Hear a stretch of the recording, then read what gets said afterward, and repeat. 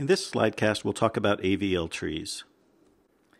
AVL trees were developed in 1962 by two individuals as a self-balancing tree. So the tree is known by their initials. And the AVL tree algorithm keeps track of the difference in height of each subtree. And as items are added to or removed from a tree, the balance of each subtree from the insertion or removal point up to the root is updated.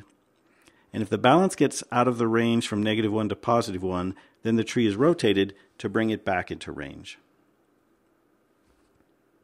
Let's look at balancing a left-left tree. Now each light purple triangle represents a tree of height k.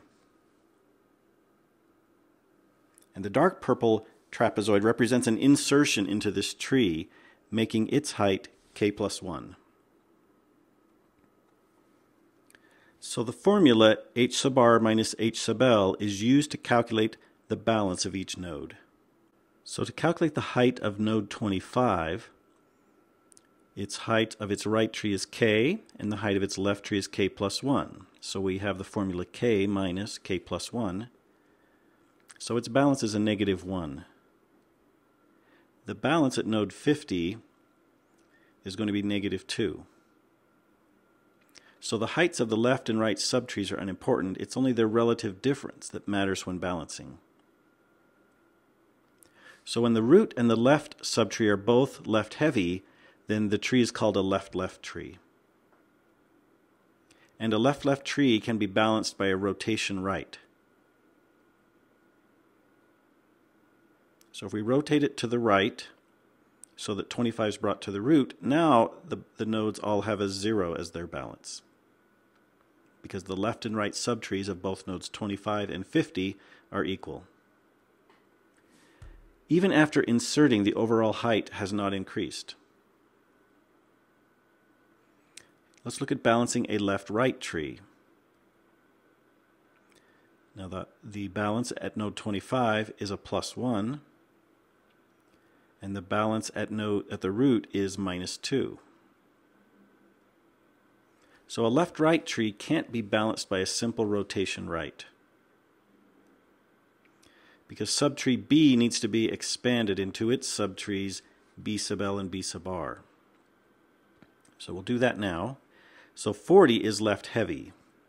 The left subtree can now be rotated left. So let's back up to show that again. What we're going to do is take node 25 and rotate it left so that we bring 40 up to be the child of 50. Now once we do that, the node 25 is balanced. Now the overall tree is now a left-left, and a rotation right will balance it. And we saw how to do that before. We'll bring 40 up to the root, and B sub r will now become a subtree of node 50. You can see how that happened. We brought 40 up to the root, and we adjusted B sub r over to node 50. Now in the previous example, an item was inserted in B sub L. We now show the steps if an item was inserted into B sub R instead. In this case, we'll rotate the left subtree left. Okay, so once again, we'll bring 40 up to in the spot where 25 currently is. In this fashion, and then we rotate the tree right so that 40 is brought up to the root. And now we have a tree that's balanced. So there are 4 kinds of critically unbalanced trees. We have the left-left, where the parent balance is a -2 and the left child balance is a -1. And we can resolve that by a right rotate around the parent.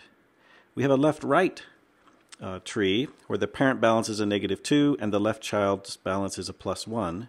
So we rotate left around the child and rotate right around the parent. The right-right tree, we rotate left around the parent. And the right-left tree, where a parent balance is +2 and the right child is a -1, we rotate right around the child and rotate left around the parent. So let's build an AVL tree from the words in this sentence. So we'll start with the, then when we add quick, and then finally brown. And at that point, the root has a +2, The node quick has a -1. So the overall tree is a right-heavy, and it's a right-left tree. So first we rotate right around the child. In this case, we'll bring brown up and rotate quick to become the right subchild of brown. And next we rotate left around the parent. This will bring brown up to the root, and now we've got a very nicely balanced tree. Now if we insert fox, we still have a tree in balance. Then we insert jumps. Okay, at this point, the tree is now left heavy about quick. So that's the left-right case. So we rotate left around the child. This will bring jumps up to replace fox. And then we rotate right around the parent. So we'll bring jumps up to replace quick and move quick over. Now that subtree is balanced, and our overall tree, the balance is okay. Now if we insert over, we now have a right-right imbalance. So we rotate left around the parent. In this case, we'll bring jumps up to the root. And now we've got a tree that's mostly balanced. Now if we insert the, it goes right there. So now we've got a complete binary tree. If we insert lazy, things are sort of slightly right-heavy. And then finally we'll insert dog, and the root node is balanced. Both of its left and right subtrees are the same height. Now to implement an AVL tree, here's the UML of all of the tree classes that we've seen so far.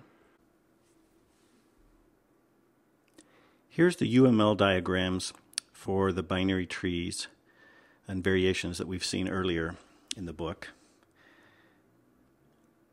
And here's an AVL tree class that inherits from the binary search tree with rotate. You should stop the slidecast and review this class definition in your book and study it so that you understand the various parts. Bring your questions to class. Now here's the AVL node class. It's a template structure. Just like all the containers, we want to be able to create an AVL tree and put a variety of types, be able to put any type that we need to for our application. It has some extra data to keep track of whether a node is balanced, whether it's left heavy, balanced, or right heavy, indicated by the -1, 0, or +1. Now the easiest way to keep a tree balanced is to never let it remain critically unbalanced. So what's going to happen is as we add and take away nodes from a tree, as it gets outside that -1 to +1 range, we're going to immediately rebalance to bring it back into close balance, and that's how we'll keep our tree closely balanced. So we identify critical nodes by checking the balance at the root node as we return along the insertion path. So what's going to happen is as we use an algorithm to recursively insert into a tree, once we've inserted a node, as we come back from the recursion, at every point when we see an unbalanced node, we're going to correct it. And it could happen as we recurse back up to the original root of the tree. We might need to do several rebalancing operations as we go along. But the point will be when we're finally done, every node in the tree will have nearly balanced, and there won't be anything critically unbalanced. So here's the algorithm for inserting into an AVL tree. If the root is null, okay, that means we start with an empty tree, or once we've recursed down to the leaf, then we'll add the item into the tree. If we find the item, then we're not going to add it again, so our trees have unique values. And then if the item is less than root data, then we recursively insert the item into the left subtree. Now, once we return from that insertion, if the height of the left subtree has increased, so increase is true, then we have to decrement balance. And if balance is 0, then we can reset increase to false. And if balance is less than -1, we reset increase to false and perform a rebalance left. And then we do a similar thing to the right subtree. A recursive insert function is called by the insert starter function so that we can insert an item into the tree. And once we're done, the item is in the tree, and we return true only if the item was not already in the tree.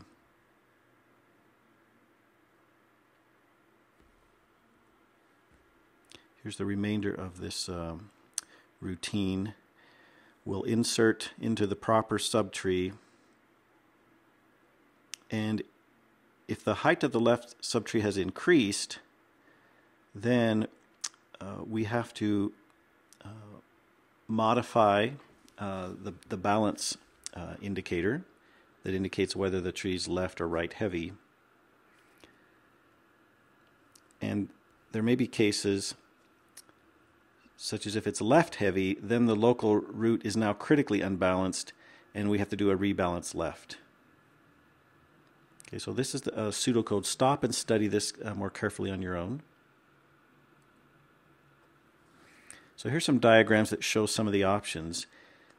Here, if the balance before the insert is 0 and we add something to the left, then we'll decrement the balance. If the balance is a +1 and we add to the left, then we decrease the balance and the overall height remains the same. Here's the initial algorithm for rebalance left. Okay, if the left subtree has a positive balance, like in the left-right case, then we rotate left around the left subtree root, and then we do a rotate right. Now, the rebalance algorithm on the previous slide is incomplete as the balance of the nodes hasn't been adjusted. In the case of a left-left tree, the balances of the new root node and of its right child are 0 after a right rotate. Now, the left-right tree is more complicated. The balance at the root is 0. And if the critically unbalanced situation was due to an insertion into the subtree B sub L, the left-right-left case, then the balance of the root's left child is 0, and the balance of the root's right child is +1, okay, in this case. And in the case that B sub R is the left, right, right case, then the balance of the root's left child is a -1, and the balance of the root's right child is a 0. Okay, so here's a revised algorithm for rebalance left. I think you need to take time, maybe stop again and read through this on your own. Let me summarize it. So here, if the left subtree has a positive balance, means it's the left-right case, then there's a number of options. If the left-right subtree has a negative balance, then we have to do these operations. If the left-right subtree has a positive balance, there's a different set of adjustments. And if the left-right is balanced, there's some cases. So in every different case has to be handled differently. And then finally we rotate the left subtree left. Now if it's the left-left case, then we set the left subtree balance to 0 and the local root balance to 0. And then finally we rotate the local root right.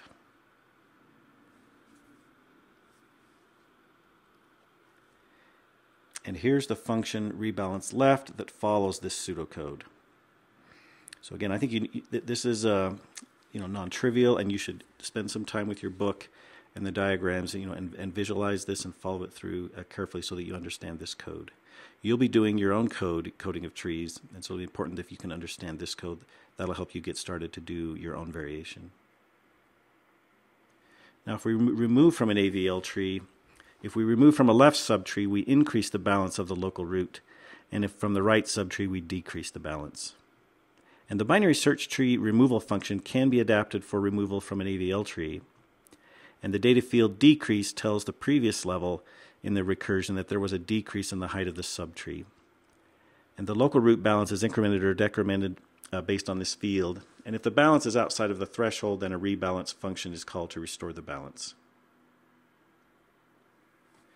Now, functions rebalance left and rebalance right need to be modified so that they set the balance value correctly if the left or right subtree is balanced. So when a subtree changes from either left heavy or right heavy to balanced, then the height has decreased, and the decrease should remain true. And when the subtree changes from balanced to either left heavy or right heavy, then decrease should be reset to false. And every time we return from recursion, there may be it can result in a further need to rebalance. So it's possible that we have to do some rebalancing at every level as we return from the recursion. Now, since each subtree is kept close to balanced, the AVL tree has an expected order log n performance. Each subtree is allowed to be out of balance, a plus or minus 1, so the tree may contain some holes. And in the worst case, an AVL tree can be 1.44 times the height of a full binary tree. If we ignore constants, this still yields an order log n performance. Now, studies have shown that an average of log to the base 2 of n plus 0.25 comparisons are required to insert the nth item into an AVL tree. So this is close to insertion into a corresponding complete binary search tree. And that brings us to the end of this slidecast.